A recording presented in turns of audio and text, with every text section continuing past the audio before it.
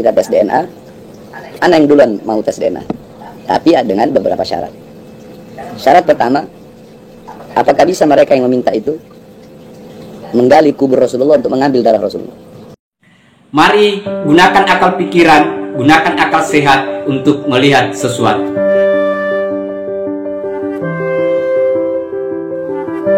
Assalamualaikum warahmatullahi wabarakatuh. Salam sejahtera untuk kita semua, salam demokrasi dan salam pluralisme. Oke, jumpa lagi di Sahabat Rahmat Channel. Nah, ini masih sekaitan dengan tes DNA oleh para habaib yang ada di Indonesia, sahabat-sahabat. Tapi untuk video kali ini, yaitu dengan sedikit kelihatan jemawa, tetapi ya ini juga sih adalah sebuah ketakutan dibalik kejemawaan yang dia sampaikan si Bahar bin Smith. Dengan dia bersedia di tes DNA, tetapi dengan ada syarat. Ini sahabat-sahabat, siap tes DNA dengan syarat ada. Nah, saya kira untuk lebih lengkapnya, terlebih dahulu sahabat-sahabat sebelum kita memberikan komentar, karena ada beberapa hal yang penting kita komentari. Yang pertama soal syarat, kemudian soal yang menuduh atau yang meminta yang harus dites DNA duluan, kemudian ada soal kemunafikan dan soal orang karena mungkin hasil persinahan sehingga dia tidak mempercayakan, begitu sahabat-sahabat. Nah, 3 hal besar itu menjadi diskusi atau informasi yang dia sampaikan oleh si Bahar bin Smith. Nah, untuk lebih lengkapnya sahabat-sahabat, terlebih dahulu kita lihat videonya. Gak apa-apa kalau mau tes DNA, tapi ada syaratnya. Tes DNA ada syarat. Kan kalau tes DNA itu harus diambil sampel kita, air liur atau darah atau rambut, gitu kan? Boleh kita tes DNA. Ana yang duluan mau tes DNA, tapi dengan beberapa syarat. Syarat pertama, apakah bisa mereka yang meminta itu menggali kubur Rasulullah untuk mengambil darah Rasulullah? Untuk mengambil darah Rasulullah. Terus syarat yang selanjutnya, sebelum tes DNA kita orang para habaib, tes dulu DNA mereka sebagaimana sabda Rasul. Kenapa? Karena kita orang pengen tahu. Kata Rasulullah SAW dalam satu hadis, man lam ya'rif haqqa itrati wal ansar fahuwa ihda min thalath, imma munafik, ya, kata Rasulullah,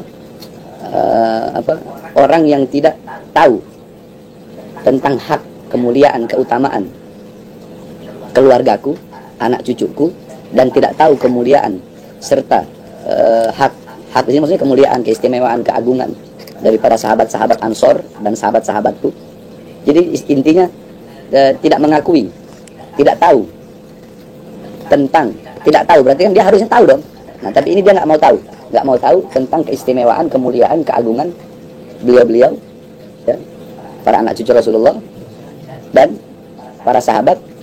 Maka ini orang yang tadi ini yang mengingkari, yang tidak tahu, ya, yang mengingkari, yang tidak tahu keturunan Rasulullah dan para sahabat, tidak tahu keutamaannya, mengingkari keutamaannya, tidak tahu aja udah seperti ini, apalagi mengingkari, kan begitu.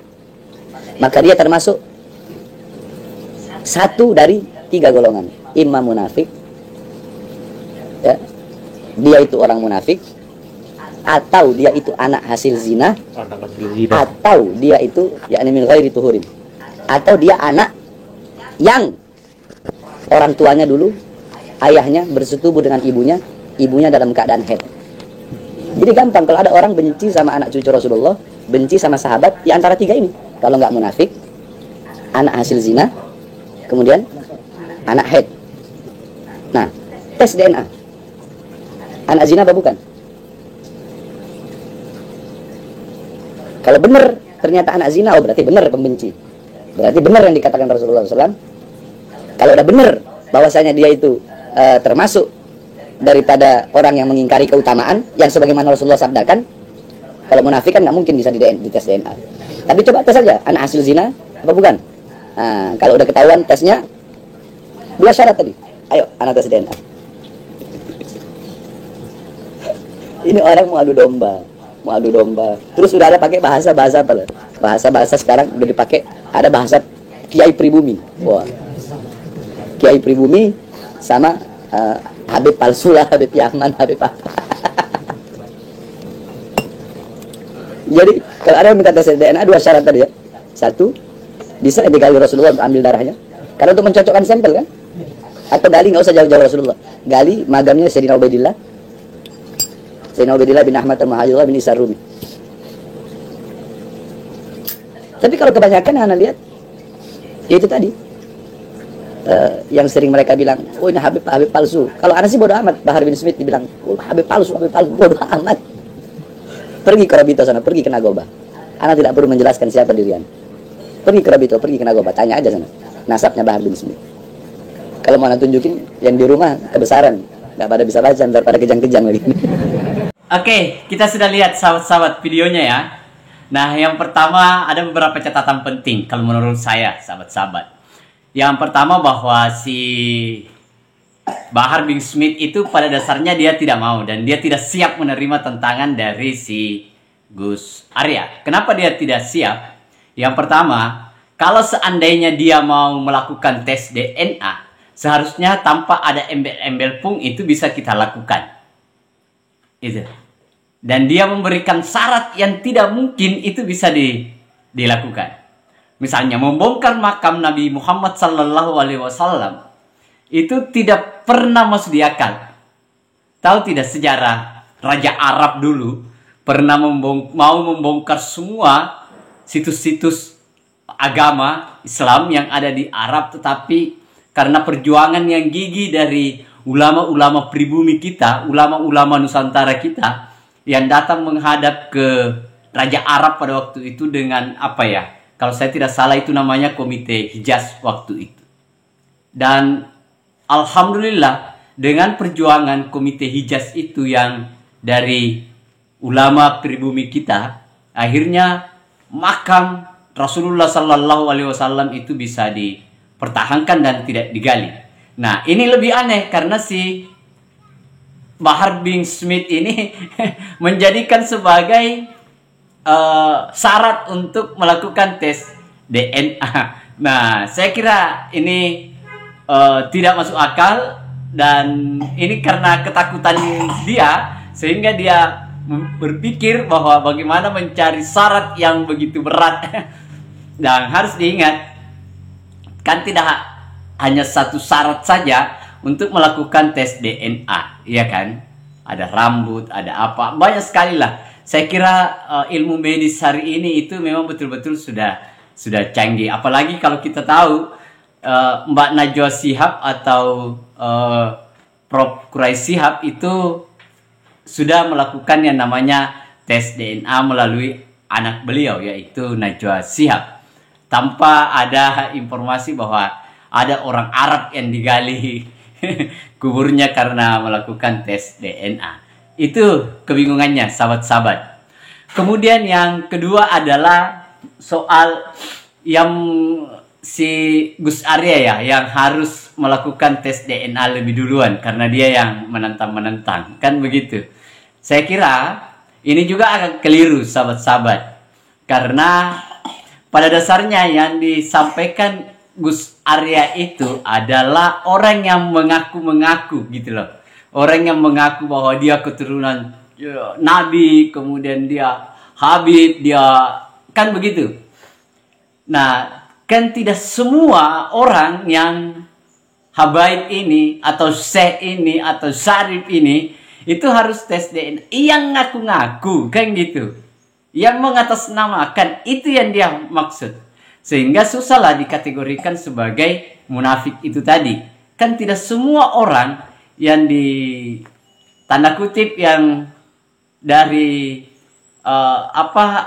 Syarifah itu tadi, dari Syarif itu tadi, atau dari Habib atau Syekh atau Sayyid yang harus dites DNA seluruh Indonesia, kan tidak seperti itu, sahabat-sahabat. Yang dia maksud itu adalah orang yang mengaku. Itu artinya karena dia yang memulai, ya seharusnya dia yang mengakhiri. Nah, kemudian catatan yang terakhir, sahabat-sahabat, kalau saya secara pribadi harus secara jantal lah. Kalau memang si Bahar bin Smith ini merasa jantan, ya dia hadapi secara jantan dengan mau berani mengatakan bahwa saya harus tes DNA tanpa ada embel-embel, supaya itu dalam kerangka untuk menjaga citra atau marwah keturunan dia sebagai apa ya, yang Habib, yang Smith itu. Nah, supaya tidak lihat ini bola bahwa jangan-jangan dia bukan turunan cucu Nabi Muhammad Sallallahu Alaihi Wasallam. Nah, itu sahabat-sahabat, dia harus secara gentle untuk melakukan itu sendiri, apakah itu tanpa ada tantangan atau ada tawaran untuk tes. Dia harus lakukan baik secara mandiri atau kekeluargaan atau di internal mereka harus lakukan itu, supaya di kemudian hari mungkin muncul lagi hiruk pikuk yang sama, dia sudah bisa mempertanggungjawabkannya secara ilmiah, dia bisa mempertanggungjawabkannya secara silsilah keturunan. Kan begitu sahabat-sahabat, supaya ini tidak menjadi bola liar. Saya kira tanpa ada pun dari siapapun yang mendorong untuk melakukan itu, saya juga meminta kepada Bahar Smith untuk lakukanlah sendiri sebagai bentuk pertanggungjawaban agar ini tidak menjadi blunder di tengah-tengah masyarakat. Saya kira itu sahabat-sahabat, terima kasih banyak. Akhir kata dari saya, wassalamualaikum warahmatullahi wabarakatuh. Salam demokrasi, salam pluralisme, NKRI harga mati.